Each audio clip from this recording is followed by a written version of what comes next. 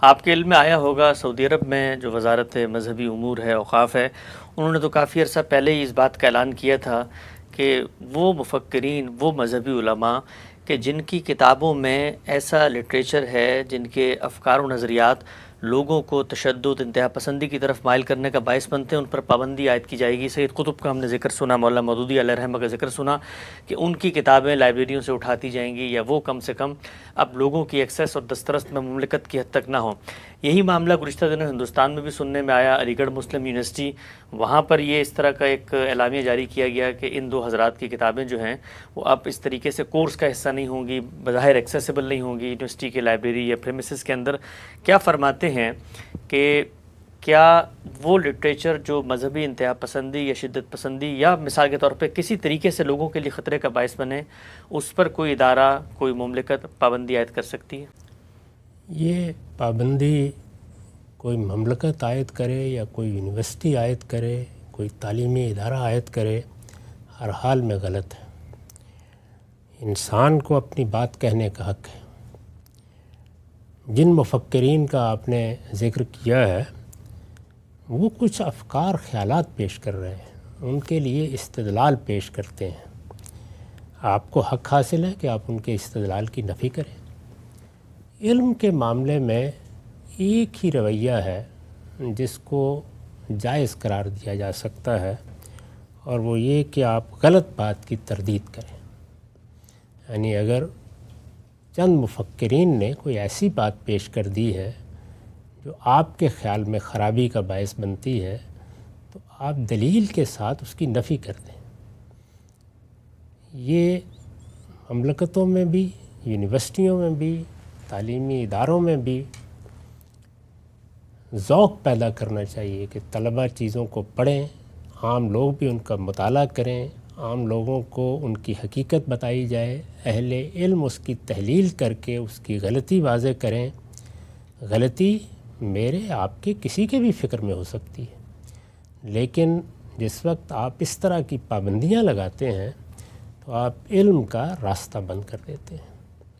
یہی مفکرین ہیں کہ ایک زمانے میں یہی مملکتیں ان کی کتابوں کی عام پیمانے پر اشاعت کا اہتمام کرتی رہی ہیں۔ تو اس لیے یہ کوئی صحیح رویہ نہیں ہے۔ لوگوں کو آزادی ملنی چاہیے، آزادی رہنی چاہیے۔ آپ علم پر پابندی لگائیں تو آج آپ نے ایک مفکر کے بارے میں یہ رائے قائم کی، کل کو کسی اور بنیاد پر کسی دوسرے کے بارے میں رائے قائم کریں گے۔ یونیورسٹیوں کے لیے اور تعلیمی اداروں کے لیے تو یہ اور بھی المناک ہے۔ یعنی وہاں تو ہونا ہی یہی چاہیے کہ اس طرح کا لٹریچر ہے یا کوئی اور افکار ہیں وہ پڑھے جائیں، پڑھائے جائیں، ان کی تحلیل ہو، اہل علم بتائیں کہ اس میں استدلال کی کیا غلطی ہے۔ یہ چیز ہے جس کو اللہ کے دین میں بھی سکھایا گیا ہے اور دنیا بھی اسی نتیجے پر پہنچی ہے۔ ہاں، البتہ حدود سے تجاوز کر کے کچھ لوگوں کو مرنے مارنے کی طرف ترغیب دی جا رہی ہے، جس کو آپ ہیٹ سپیچ یا ہیٹ لٹریچر کہتے ہیں، تو ایسی چیزوں کے بارے میں کوئی اقدام کیا جا سکتا ہے۔ وہ علمی چیزیں ہوتی نہیں، یعنی ان میں تو انسان اپنے جذبات کا اظہار کرتا ہے۔ لیکن مولانا سید ابو اللہ صاحب مودودی ہماری علمی تاریخ کے بہت بڑے لوگوں میں سے ہیں۔ انہوں نے دین کی ایک پوری تعبیر کی ہے اور اس تعبیر سے ہزاروں لوگ متاثر ہوئے ہیں۔ ان کی تصنیفات میں بہت کچھ علم ہے لوگوں کے لیے۔ وہ صرف یہ تعبیر یا اس طرح کی بعض چیزیں نہیں ہیں جس پر کسی کو اعتراض ہو سکتا ہے۔ علم کی بڑی خدمت ان کے قلم سے انجام پائی ہے۔ سید صاحب بھی، ان کے افکار سے اختلاف اتفاق سے قطع نظر، سید قطب بھی ایک بہت اچھے لکھنے والے ہیں، عربی زبان کے بڑے بے مثال ادیب ہیں۔ ان کے اندر دین کے لیے بے پناہ جذبہ ہے، انہوں نے اپنی جان دے دی اس کے لیے۔ تو اس لیے ان مفکرین سے تعارف کرانا، ان کی تحریروں سے لوگوں کو واقف کرانا، پھر تجزیہ کر کے بتانا کہ اس میں کہاں کسی بڑے مفکر سے، کسی بڑے عالم سے غلطی ہوئی ہے۔ میں آپ کو اطمینان دلاتا ہوں کہ اگر یہ سلسلہ چل نکلا تو پھر بچے گا کوئی بھی نہیں۔ ہر ایک کے ہاں کوئی نہ کوئی چیز مل جائے گی جو ہو سکتا ہے کسی مملکت کو گراں گزرتی ہو، اور ہو سکتا ہے کہ کسی یونیورسٹی کو گراں گزرتی ہو۔ علم کے معاملے میں یہ رویہ کبھی بھی اختیار نہیں کرنا چاہیے۔ علم کے معاملے میں، یعنی یہ جو کچھ میں عرض کر رہا ہوں وہ بڑے مفکرین، بڑے علماء ان کا ہے۔ ہاں، البتہ یہ ہے کہ علم سے قطع نظر کر کے کوئی آدمی لوگوں کے جذبات کو برانگیختہ کر رہا ہے یا ایسی کوئی چیز کہہ رہا ہے کہ جس میں جان مال آبرو خطرے میں پڑتی ہے یا فساد پیدا ہوتا ہے، اس پر آپ کوئی پابندی لگانا چاہیں تو لگا سکتے ہیں۔ اس میں بڑی احتیاط کی ضرورت ہے۔ اس طرح کے اقدامات کرنے سے کچھ حاصل نہیں ہوتا، اور اس زمانے میں آپ اس طرح کی پابندیاں لگا رہے ہیں جب کہ ہر چیز لوگوں کی رسائی میں ہے۔ آپ ادھر پابندی لگائیں گے، وہ 10 راستوں سے اس تک پہنچ جائیں گے۔ یہ بالکل احمقانہ قسم کی تدبیریں ہیں، اس کے سوا کوئی چیز نہیں۔ ٹھیک، اچھا غم صاحب، جو ابھی آپ نے بات فرمائی کہ اگر کوئی علمی نقطہ نظر ہے اور اس کے جو بھی نتائج ہیں، جو بھی عواقب ہیں، اس کو علمی انداز میں کاؤنٹر کرنا ہے، تو یہ معاملہ تو مثلاً پھر ہر جگہ سامنے آئے گا۔ ہم القاعدہ کا لٹریچر پڑھتے ہیں، طالبان کا لٹریچر پڑھتے ہیں، وہ بھی کچھ روایتوں سے، آثار سے، قرآن کی آیات سے استدلال کر رہے ہوتے ہیں۔ اس سے آگے بڑھ کے آپ نسل پرست جو فلسفے ہیں، یہاں تک کہ نازیزم، اس میں بھی حق میں کتابیں لکھی گئی، ہندوتوا کے حق میں اس وقت ہندوستان میں لوگ، تو ہر جو نقطہ نظر ہے وہ اپنا کوئی نہ کوئی فلسفہ، کوئی نہ کوئی بنائے استدلال، کوئی نہ کوئی اپسٹیمولوجی، نظام فکر تو رکھتا ہے۔ اصل چیز تو ہم یہ دیکھتے ہیں کہ اس کا نتیجہ کیا ہے۔ ہم نے دیکھا گزشتہ دنوں ایک شخص نے یہاں پر آ کے یہودیوں کے ٹیمپل پہ حملہ کر دیا، اور معلوم ہوا کہ جی وہ تو ڈاکٹر اسرار صاحب سے بہت متاثر تھا، تو یوٹیوب نے ڈاکٹر اسرار صاحب کا چینل معطل کر دیا۔ تو دنیا میں تو نتیجہ زیر بحث آتا ہے، جو بھی فکر ہے اس کے اگر ایسے نتائج ہیں جس سے کسی عام آدمی کی جان مال آبرو پر کوئی قدغن آ رہی ہے، تو پھر تو یہ ریاست کا حق ہے نا کہ وہ اس کا تحفظ کرے۔ علمی استدلال تو ہوتے رہتے ہیں۔ بات یہ ہے کہ علمی استدلال کے طور پر اگر کسی مفکر نے کوئی بات کہی ہے تو اس کے رد کا یہ طریقہ نہیں ہے۔ یعنی اس میں کیا کر لیں گے آپ؟ کہاں سے پابندی لگا دیں گے؟ افکار پر پابندی نہیں لگائی جا سکتی۔ اس کا طریقہ وہی ہے کہ معلوم ہوا کہ فلاں فکر کا کوئی غلط نتیجہ نکل رہا ہے۔ مثلا یہ جن لوگوں کا آپ نے ذکر کیا ہے، جب ان کے افکار سامنے آئے، ان کی کتابیں سامنے آئیں، تو ہمارے ہاں بعض اہل علم نے، میں نے بھی اس پہ کچھ خدمت انجام دی، ان کے سارے استدلال پر تبصرہ کیا، اس کی حقیقت واضح کی۔ تو اگر اس وقت حکومتیں بھی اپنی پوری قوت اس میں صرف کر دیں کہ وہ اچھے مہذب طریقے سے اس استدلال کی غلطی واضح کریں اور اس کو وسیع پیمانے پر شائع کریں، تو وہ چیز خود ختم ہو جاتی ہے۔ لیکن اس کے لیے نہ کوئی معیار بنائے جا سکتے ہیں۔ نتیجہ ایک صاحب پوری دنیا میں سے نکل آئے، انہوں نے کوئی غلط نتیجہ نکال لیا، آپ نے ایک مفکر کی پوری تحریروں اور اس کی تقریروں پر پابندی لگا دی۔ یہ کوئی اچھے طریقے نہیں ہیں۔ اس کا استدلال ہی میں جواب دینا چاہیے۔ استدلال کا جواب استدلال سے ہوگا۔ جب کوئی آدمی اپنے نقطہ نظر کو بیان کرنے سے آگے بڑھ کر کوئی اقدام کرتا ہے، قانون کو اس کے بعد اقدام کا حق پہنچتا ہے۔ اندازہ کریں کہ دنیا میں جو بہت بڑے پیمانے پر فساد کی بنیاد بنے ہیں افکار و نظریات، ان میں خوارج کی انارکی کا نظریہ ہے۔ بیان کرتے تھے اپنی باتیں، تقریریں کرتے تھے اس پر۔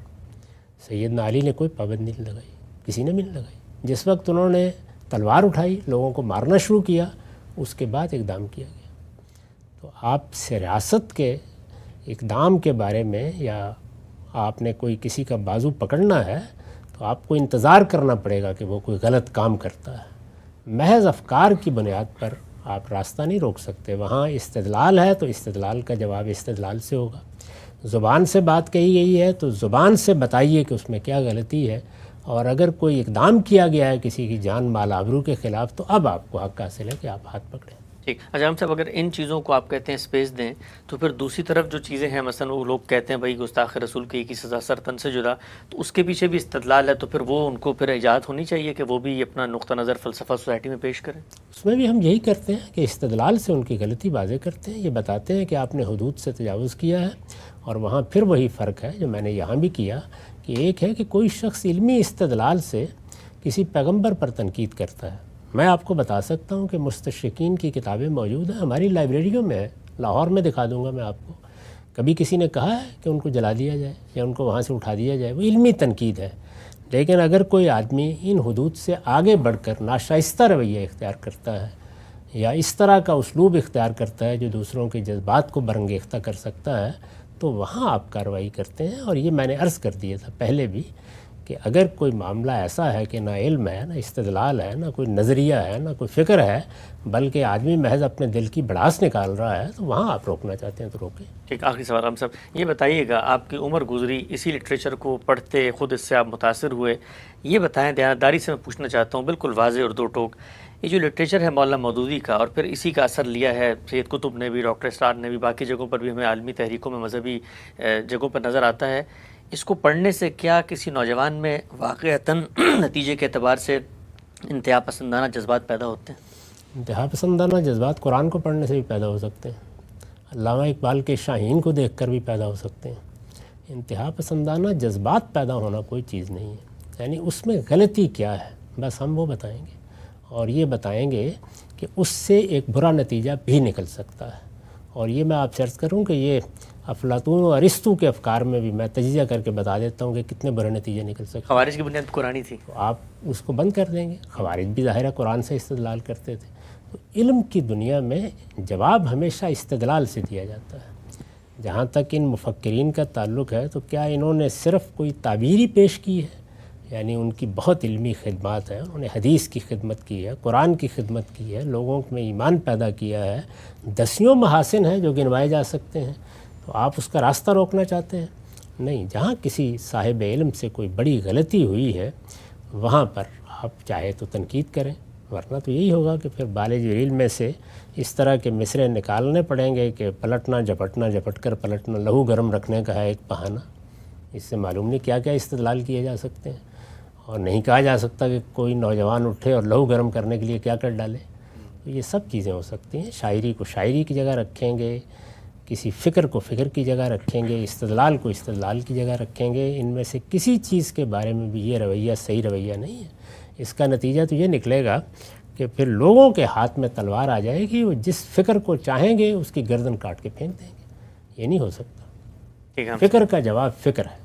جیسے کہ ہم مسلمانوں نے اپنی تاریخ میں ایک لمبے عرصے تک، کم و بیش 100-150 سال کا عرصہ ہے جس میں خوارج کے فتنے سے نمٹا گیا ہے۔ تو جب وہ غلط اقدام کرنے پر آ گئے اس کے بعد اسی طرح سے آپ دیکھیے کہ پاکستان میں بھی آپ کو فوجی کارروائی کرنی پڑی، لیکن کب کرنی پڑی؟ جب لوگوں نے تلوار اٹھا لی، جب انہوں نے علاقوں پر قبضہ کرنا شروع کر دیا، جب لوگوں کو مارنا شروع کر دیا، بس اس کے بعد آپ کو حق حاصل ہو جاتا ہے، لیکن اس سے پہلے نہیں۔ ورنہ اسی ترتیب کو ذرا الٹ کر دیکھیے کہ ہماری ایک معصوم سی اسکول میں پڑھنے والی بچی پر حملہ کر دیا گیا، تو جن لوگوں نے حملہ کیا وہ بھی یہی کہتے تھے کہ اس کے افکار ہمارے لیے قابل قبول نہیں ہیں۔ میں نے اس وقت بھی، آپ میری کتاب مقامات میں دیکھیے، لکھا تھا کہ جب بات زبان سے کی جا رہی ہے تو جواب بھی زبان سے دیں، اور جب بات ہاتھ سے کی جائے گی تو پھر ہاتھ پکڑا جائے گا۔ تو اس لیے ایک مفکر لکھتا ہے، اپنا نقطہ نظر پیش کرتا ہے، اس کے لیے کوئی عقلی استدلال پیش کرتا ہے، کوئی مذہبی استدلال پیش کرتا ہے، اس کی ہم تردید کریں گے، ورنہ یہ بات یہاں رکے گی نہیں۔ آپ کو معلوم ہے کہ ہندوستان میں اس طرح کی تحریکیں پیش کی جاتی رہی ہیں کہ قرآن پر پابندی لگا دی جائے۔ تو ممکن ہے کہ کوئی آدمی قرآن مجید کو پڑھ کر بھی اس طرح کی کوئی رائے قائم کر لے، کوئی اور کتاب، مذہبی کتاب، کوئی فکری لٹریچر، کسی مفکر کا کام، غلط تعبیریں کہاں نہیں ہوتی۔ تو اس لیے یہ بتایا جائے گا۔ میں یہ عرض کر چکا ہوں کہ مجھے خود اس تعبیر سے اختلاف ہے جو مولانا سید ابو اللہ صاحب مودودی نے پیش فرمائی ہے۔ میں اس تعبیر پر تنقید کرتا رہا ہوں، آج بھی تنقید کرتا ہوں، اور یہ بتا سکتا ہوں کہ اس میں کیا غلطی ہے، لیکن یہ علمی تنقید ہے، پابندی کا کوئی سوال نہیں۔